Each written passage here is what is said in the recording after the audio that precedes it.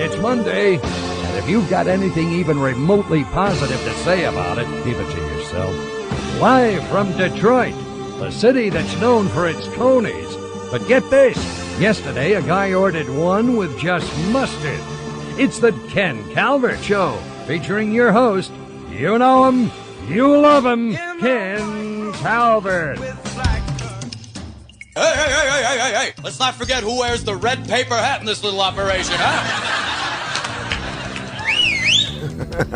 Yeah. Don't forget who's wearing the red paper hat in this organization. Hi, everybody. It's Ken Calvert, and welcome to the Casual Studios of WKEN, where every day it's the weekend. Coming up today, I have a classic flashback, not that far back, actually, 2014, and my chat with Chad Smith of the Red Hot Chili Peppers. I was asked to host the preview of the Sounds of Birmingham exhibit, which was simply an exhibit of items collected by the museum in Birmingham, right there on Maple Road, that had their roots in Birmingham or in and around the surrounding area. Birmingham, Michigan, that is. Now, it was a great display. It's an older home. It's got to be, oh boy, I'm probably going to get in trouble, 150, maybe 200 years old.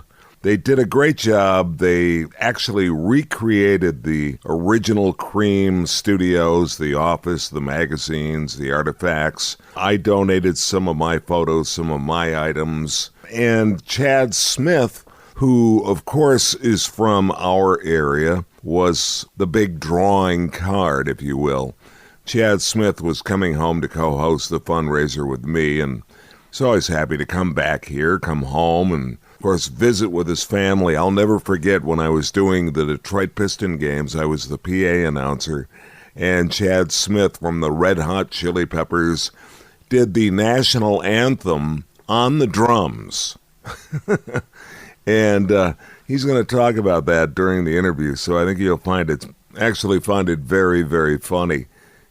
Chad donated the drum kit that he used at the Red Hot Chili Peppers Super Bowl 48 halftime appearance, along with that Detroit Red Wings jumpsuit. That was there as well. And that's up on my website for you to look at if you'd like. It's kencalvert.net. kencalvert.net. The drum kit and his jumpsuit, it's all up there for you to see, the pictures at kencalvert.net, so check that out. As it turns out, the Red Hot Chili Peppers are about to go on tour. They're going down under. That starts on February 15th. It's a tour of Australia and New Zealand. So that interview will be coming right up. But first, it's time once again for Ken's 10. This is where I either regale you with the top 10 or I go off on a little bit of a rave for maybe 10 minutes. I don't think it's going to be that long today. Oh, by the way, I just saw this yesterday. I see where the Who, they're touring, or should I say touring. That's how they say it on the East Coast. They get all pissed off at us because we say touring and they say touring. Anyway, either way, the Who is touring, and they're going to hit Detroit on May 28th at the Little Caesars Arena. Moving on, the Moving On Tour. What does that mean? Is that kind of one of those farewell statement type things? And ironically, this is pretty cool. Did you know that on this date, 1965, true story, on this date, The Who released their first single, Come On, you know it, I Can't Explain, Jimmy Page on guitar. The Ivy League were on backing vocals. It went to number 8 on the UK charts. Now, the US release didn't happen until February 13th of 1965. You know where that ended up on the charts? Where do you think The Who's I Can't Explain ended up on the charts? You ready? Number 93. 93. How about that? The next thing I have to get off my chest is the fact that I'm afraid I'm going to lose my passport. They're going to kick me out of the country because I haven't seen Bird Box, the movie on Netflix. Apparently, everybody that's cool has seen it. I know that blindfolding is a big part of it, so if it makes you feel better, I'm doing the podcast blindfolded. That's why occasionally you hear me hitting the microphone, and I apologize for that, but everybody's talking about doing really stupid stuff to mirror the film. It's called the Bird Box Challenge. Netflix is warning fans about the risks of a new social media challenge inspired by its hit movie Bird Box. The R-rated film stars Sandra Bullock, who plays a blindfolded mother fleeing from a sinister force. Some people are mimicking the scenes, often with painful results. Bird Box has a huge Detroit footprint due to the fact that it was written by Ferndale's Josh Mallerman. He's got that, you're aware of this, he's got a really cool band called The High Strung. They play around town, in town, about town. The High Strung actually wrote and performed the theme song for the hit Showtime show called Shameless. I love that show. It's got William H. Macy in it.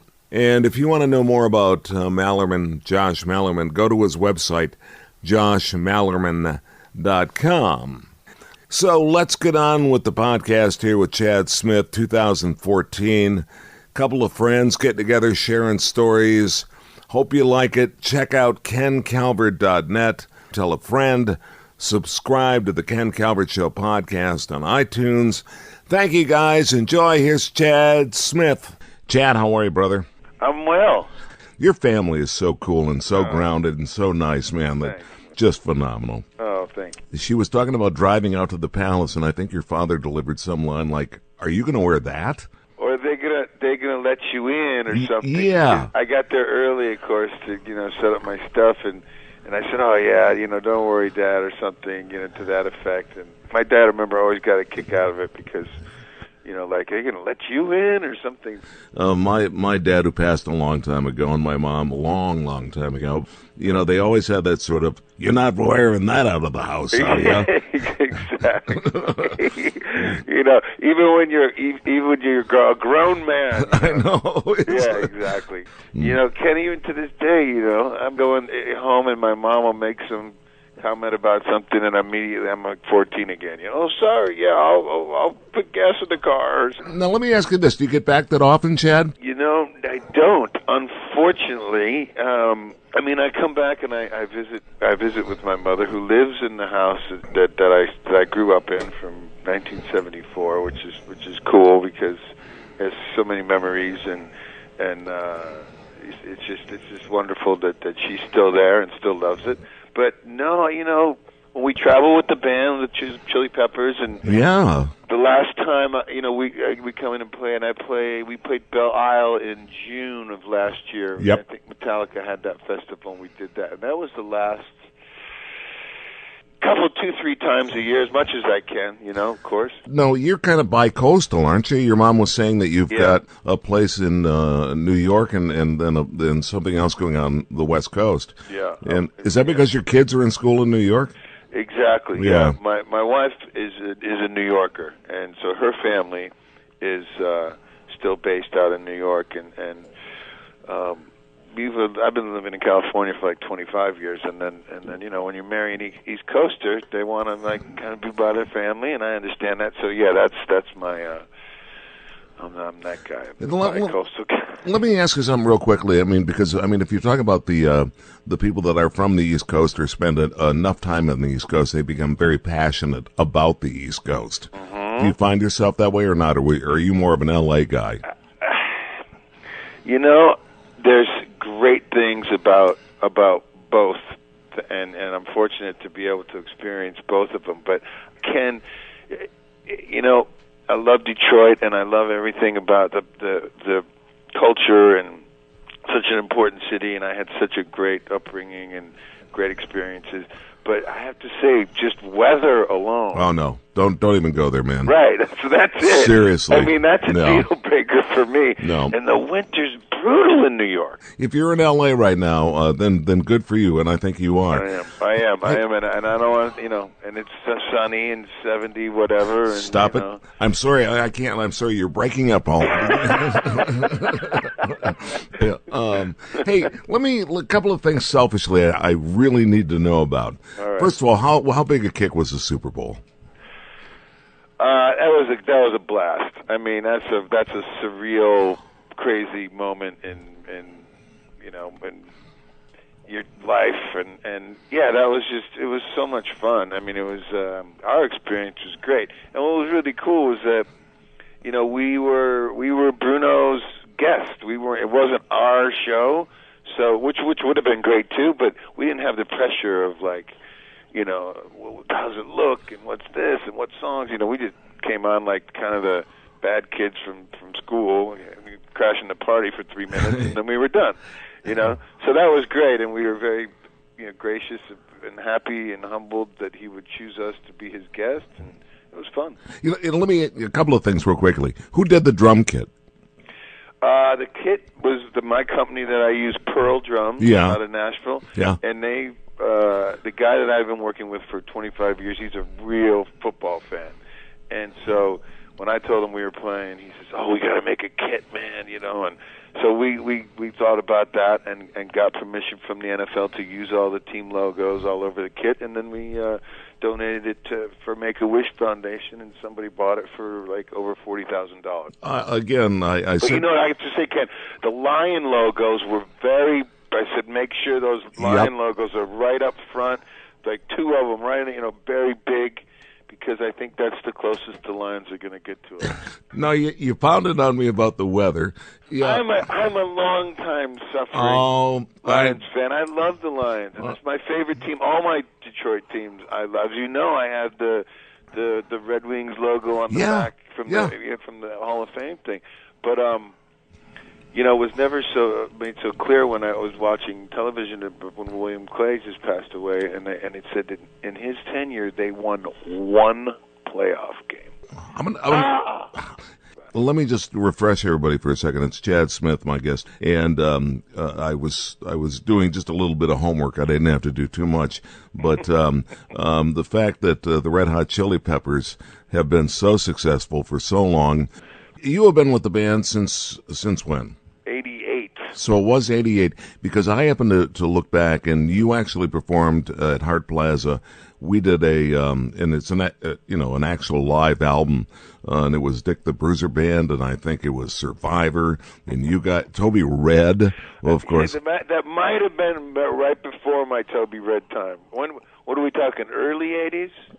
In 82? Yeah, I joined in 84. Oh, did you really? But I certainly remember all that stuff. Of course, I did get to play Hart Plaza, but I'm not on the live album.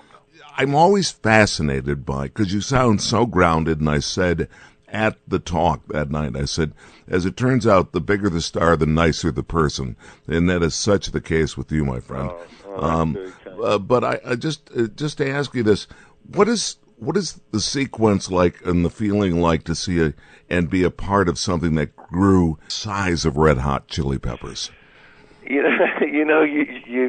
join, and I joined the group. They had been going for, I think, 4 or 5 years. I think they started in 83 and had 3 records out. And I just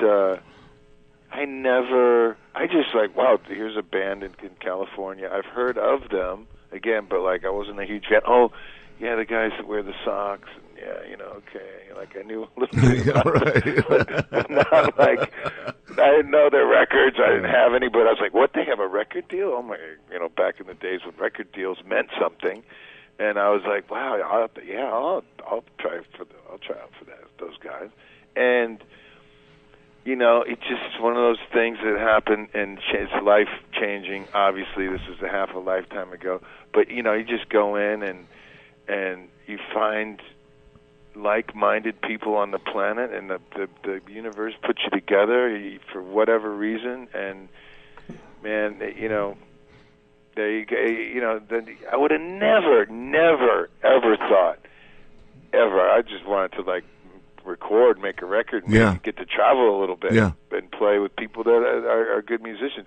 Never would I have thought, all these years later, 25 years later, and Rock and Roll Hall of Fame and the Super Bowls and all the stuff that's happened in my life. Crazy. I know. No, I would have Yeah. never, ever. Ken, growing up, I had the Led Zeppelin posters on the wall and the, all the Cream magazine stuff that we're talking about. I always wanted to, I really, that would have been great, but playing in clubs in Detroit was great too. I was like, right out of high school, I started playing places, downriver and the west side, east side, all over the place. Even before Toby Red, I was in a band called Tilt. I remember Tilt. You remember Tilt? Yes, I do. Yeah. So I was in Tilt right out of high school in 1980. I played in Tilt. That was my first band. And we're playing a 24-karat Yeah. Silver Bird, Token Lounge. Right. And I'm going, I'm playing music. People are coming. They're like having a good time. I'm doing it 6 nights a week. Girls, I'm getting to this and that. I was like, wow, I'm a professional musician. This is it. This is great. And I've felt successful ever since then. You know what I mean? Were you guys still duking it out with Battle of the Bands? When in like with Tilt and 80 and that kind of stuff. Yeah, because when I was in high school at Brother Rice, I mean, you had HP and the Grassroots movement, you had SNRC, you had the Yorkshires. All the bands were changing their name at that time. Manchester's, you had the Tappers 5. You had so many different bands, and they would all. Those. I mean, that sounds great though, but that's probably a little bit before my time but I know Birmingham, as you spoke about these Battle of the Bands, and they got like really big, and it became really popular. And my sister told me that you spoke at the museum about the priests wanted to see what songs you guys were doing and what if that's okay, and if couldn't do certain song, some Rolling Stones can't sing about grass or anything. Right. The two songs were A Brown Eyed Girl, because Van Morrison said making love in the green grass behind the stadium. Ooh. And the other one that was a full-on no was Gloria. Because every band said... Every band did Gloria. Oh, yeah. Come on, that was the guy had it out for Van Morrison. just the whole idea. Yes, Irish lyrics. That's right. Right. That's really good catch on your part there. Hey, listen, you're way too busy to spend your time with me. But I'm happy to talk to you, Ken. No, I'm so happy for your success. You maintain just a really, I hate to sound like my dad, for God's sakes, but such a gentlemanlike way. I assume your father's no longer with us? Yes, he passed away in 2001. That's right. Yeah, I assume he was a fabulous guy. Yeah, just the best. And my mom, we often things like this, when they come along and award shows or anything like that, or something where I'm being talked about in a positive light, my mom always, your dad has been so happy about this. So oh yeah, he's there in spirit, which is a beautiful thing, and I'm glad my mom gets to experience that. Thank you for being so kind to her and my family. It's like he was the greatest. I love that guy. And my guest again is Chad Smith, the Red Hot Chili Peppers, and there's still lots left in the tank for the Peppers, right? Yeah, man. We're still loving it. We're going to still keep playing, and what else am I going to do, Ken? Come on. I guess this is what I'm supposed to do with my life. So I'm going to keep making music. Stretch the field, man. Beat the Stones, okay? We still really love it and about it. And so self-taught lessons, band. Mostly self-taught in the beginning, and then in school, in public schools. In Bloomfield Hills, and that's where I learned how to read music, and I played and had band classes. And something I'm really passionate about too, Ken, is having the arts and music in public schools, which is the first thing that's getting taken out now. Yeah, which is crazy to me, because that's why it's so important on many levels. But for me, my experience was. That's really where I learned to play. I really did, from teachers in school and playing in those classes, playing in jazz band, marching band, any kind of band class. I would have never graduated. I know that because those kept me in school because that's what I wanted to do. So if that exposure and outlet isn't there, that would be really a travesty. So did you play in marching band? I did. Yeah. I played in marching band, and there's something, there's a real team mentality to that. Obviously everyone, there's marching bands are large units where everyone has to work together, and there's a lot of discipline involved. You got to play with the other drummers in the line, and often it's in unison and stuff like that. So it's really great. I know, this is, again, back in the late 70s, but now it's just the drum corps. I could never do that, but they're it's great. It's wonderful, and music is so important, and in schools and the arts. So I just hope that continues. Finally, I just have to ask: am I talking to Will Ferrell, or am I talking to Chad Smith? Well, I hear we're one and the same these days, Ken. It's kind of scary, Chad. I think it's kind of scary. I have to say that Mr. Farrell seems to be a bit delusional, and he needs to go back on his medication. But you know what? We raised over $300,000 for Cancer for College charity, and we're going to have a battle. And I can't tell you. It's happening, and the where, the when, I don't know, but I know the where, and it's going to happen in May, and we're going to settle this once and for all, get rid of this imposter. Wow, this is going to be great, and got a little bit of it first right here, Pally. All right, listen. Thanks for you gave me a half an hour, so thanks so much, Chad. Ken, anytime, man. Right. For you kidding me? I'm best to you and your wife and your kids, and stay safe out there and enjoy the warmer weather that you're heading towards.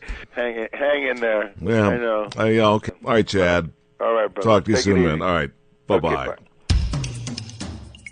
You can subscribe to the Ken Calvert Show podcast on Apple iTunes, TuneIn, Stitcher, Spotify, or iHeartRadio. It's also available by going directly to www.thekencalvertshow.com. You can reach Ken at kencalvertpodcast@gmail.com. The preceding program is the property of Ken Calvert and may not be rebroadcast without the written permission of Ken Calvert.